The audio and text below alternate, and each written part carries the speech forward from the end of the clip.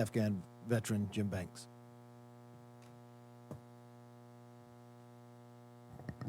I, too, want to thank the leader. The leader is doing what the Speaker of the House is not doing.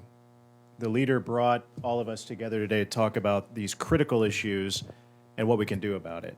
On the eve of the NDAA markup in 2 days, the leader of the minority party is doing the job that the Speaker of the House is not doing and bringing members together to talk about ways that we can help our Afghan allies and ways that we can get every American out of Afghanistan from behind enemy lines. And I want to commend the leader for that type of leadership.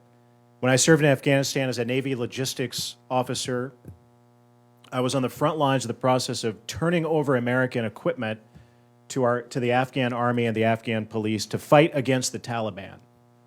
Never would I have believed then, or up until this point where we are today, that not just a little bit, not just some, but all of the $85 billion worth of American equipment that we turned over to the Afghan police and the Afghan army would fall in the hands of our enemy.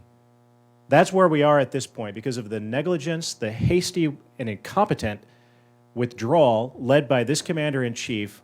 All of the $85 billion worth of equipment has been left behind and fallen into the hands of the Taliban without any plan. There was never a plan by this administration or the Pentagon to destroy or evacuate any of that equipment, knowing what we now know is that they knew, this administration knew, that the situation on the ground would deteriorate and the Taliban would take over the country.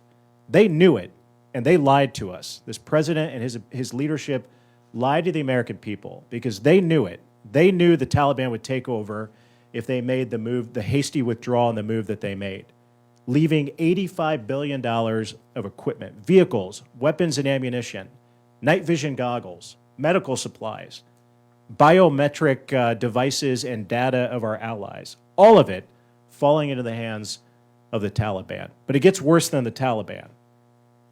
This administration has known from day one when they took over, and the Pentagon leadership has known for years that the Taliban is one thing, but the far greater threat is ISIS-K. They've been warning us about it. They've warned us about it before the House Armed Services Committee. Many of us have taken CODELs to Afghanistan over the last couple of years with General Scotty Miller, who was the most recent commander on the ground who led this withdrawal. Representative Bouchon and I were with him 2.5 years ago.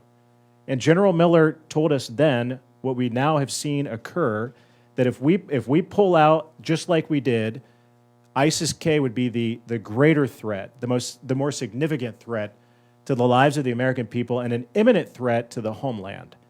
And that's the situation that this administration has allowed to happen.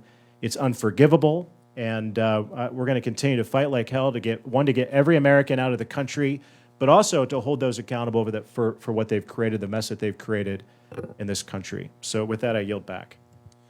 Let me turn to former Navy